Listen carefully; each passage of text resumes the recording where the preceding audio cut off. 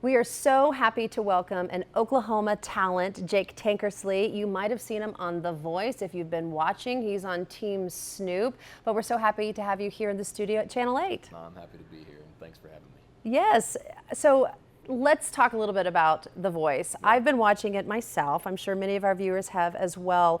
How did you get onto it at first?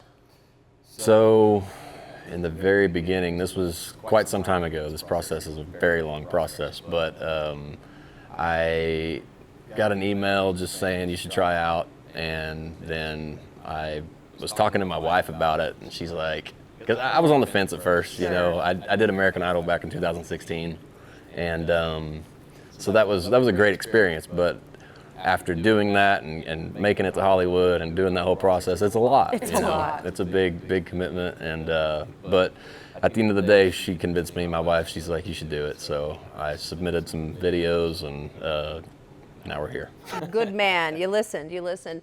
Well, one thing that's really stood out to me watching you, the first round that you went through, besides Snoop just immediately being drawn to your voice, turning around so quickly, but what I loved and what brought me to tears was your wife.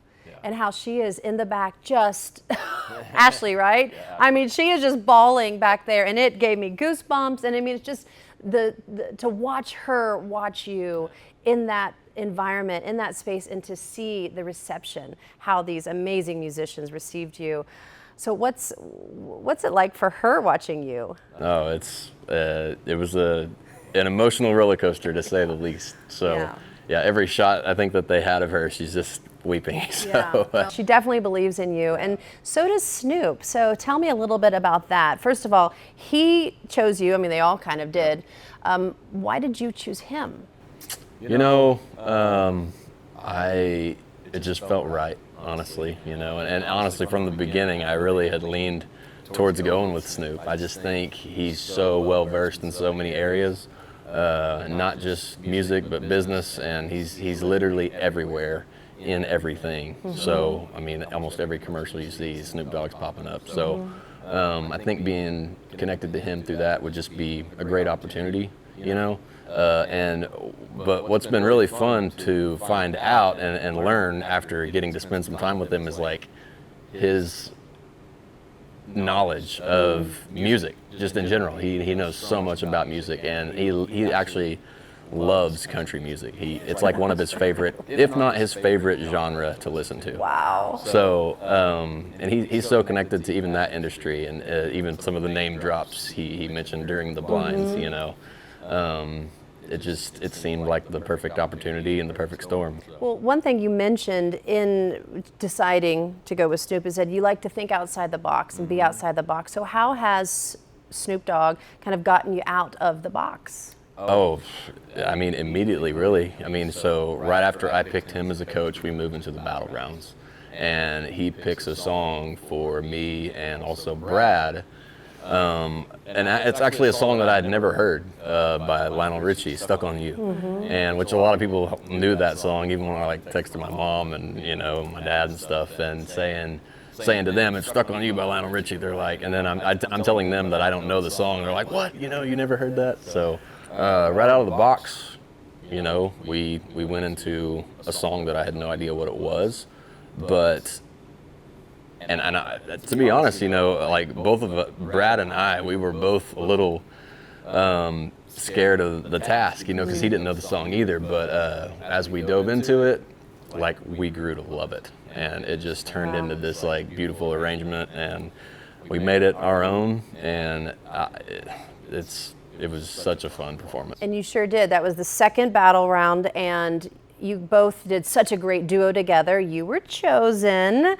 And so what's next after this? So after battles, it goes into the knockout rounds. Okay. And then after knockouts, it goes to playoffs. After playoffs is lives.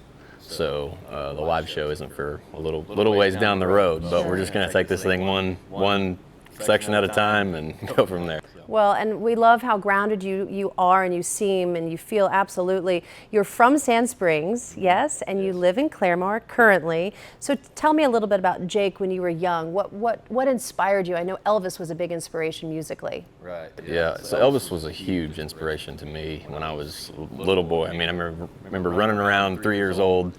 I'd jump up on a table and sing Elvis for anyone, sing like Hound Dog, Blue Suede Shoes, stuff like that. So that was always a huge inspiration. I think just as a communicator and a performer and the way he could captivate an audience, like that's what he did for me, watching him and listening to his music. But as I got older, I really dove into a lot of like older country, like Johnny Cash, Merle Haggard, a lot of those folks, and then eventually really tapped into songwriting when I was about 16, 17 years old.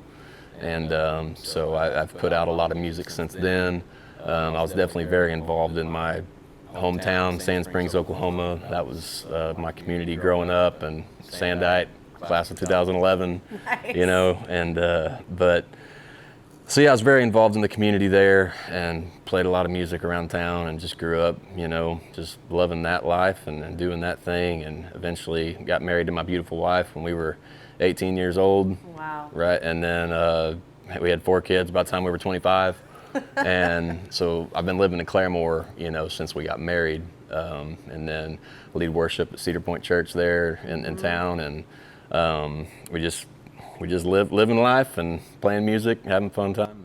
Well, it's a balance. It's a balance to have a family, 4 kids. It's a balance to have a career. It's a balance to follow your passion.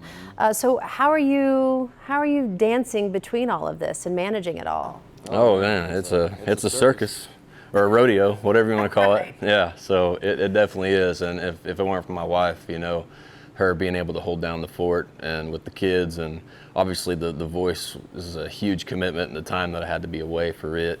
And it's definitely a challenge. And on top of that, gigs and shows and playing places in between, and everything at the church, and we got football games, we got all kinds of stuff, sports. Our kids are very involved in all those things. Your kids are around my kid age, around 10. They're around that age. I know, it's busy. Their ages range from 6 all the way to 12. So 2 boys and 2 girls. Well, I love how you say your wife holds down the fort, yet she's the one who encouraged you to do the voice. So it's great. She put herself in this position. And, great. It's tough at times, for sure. And on top of that, she does ministry at the church as well. Like she's a children's pastor. So she does a lot, and I'm just thankful for her. So talk a little bit about that. How does your faith come into all of this? Oh man, my faith is at the root of everything, and I give God all the glory for all of this. So it's just been, you go through life and there's seasons where you're just not sure, you're investing so much into what you feel like you're called to do, but there's these seasons where you're just in the unknown because you're not really seeing the fruit of your labor, and so I've definitely been through those storms and those seasons and those valleys, but now, going through this season now, it's like there's a lot of things coming to fruition, and now it's like I feel like I'm just in a place where it's time for the things that I've went through, and not just me, but my family, my wife, my kids, and all that.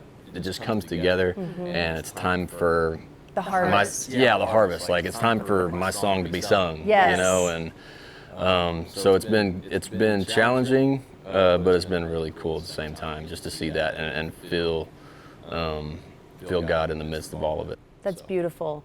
So I've heard you sing other songs of other amazing artists, and so you say it's time for your song to be sung. What is that? Do you have a song that you really believe in that you think is going to launch your career? Because I know you also write. Yeah, I'm a big time songwriter. So, and there's a few songs that I'm sitting on that I do really believe in. One in particular, I feel like it just has a lot of heart behind it, especially in that dark season. So I'm excited to push it here in the near future. But I do currently. I have a full album out, on all platforms. You can find it pretty much anywhere. I do have 5 or 6 singles out as well, more recent stuff. So.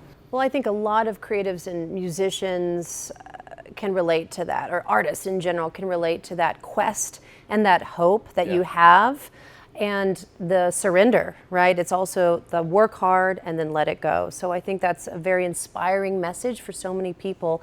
Also, I'm a musician as well. I'm a singer in a jazz band. I don't sing country. Everyone, if they ask, I'm like, I got a Patsy Cline song in my pocket, and that's about it. Yeah. But the fact that you're still out there gigging, that's one thing I love. Because I know Boyd he went to see you in Claremore a few weeks ago, and it's just great that you're still out there in the community.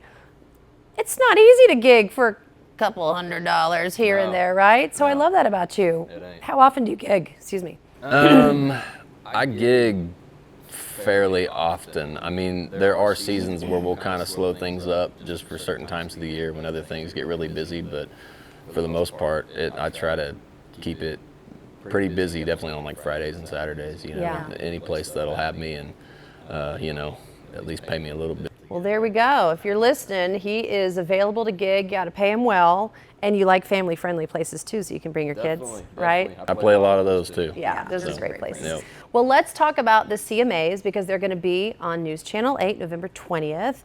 CMA Awards, I'm sure, it's a pinnacle of any type of success or desire that any country musician would have. Is it one of yours? Is it a little check mark? Absolutely. I would love to be able to step on that stage and, be in that environment with that caliber of songwriters and musicians and artists. So that would be definite honor. Is that something that you and your family tune into often? You like to watch? Almost every year. Yeah. I mean, we're turning it on to tune in and see all the awards and, kind of root for some of those artists that we really believe in and love. So. Well, you mentioned some of the greats, Johnny Cash, Merle Haggard, whatnot. Country music seems to have shifted a little bit. How do you feel about this shift?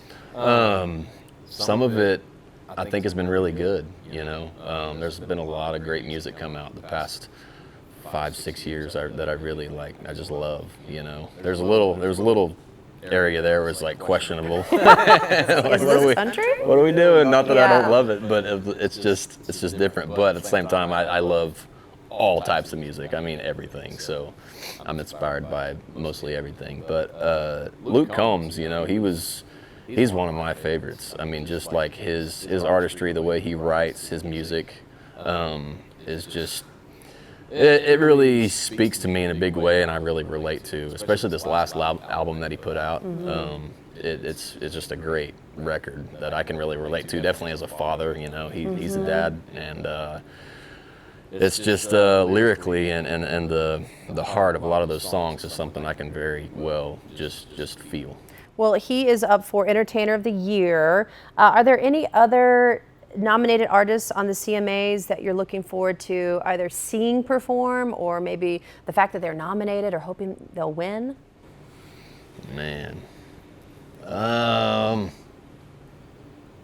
hope the best for all of them. Yeah, right. Honestly, it's like being an artist, it's just like the grind, what it's like, and so I have all the respect in the world for each and every one of them, and I wish them all the best. So that's just me. Is there someone who you'd like to collaborate with? Because I know, how you and Brad did. That collaboration of your voices, your deep, rich tone with someone else. Who would you like to collaborate with?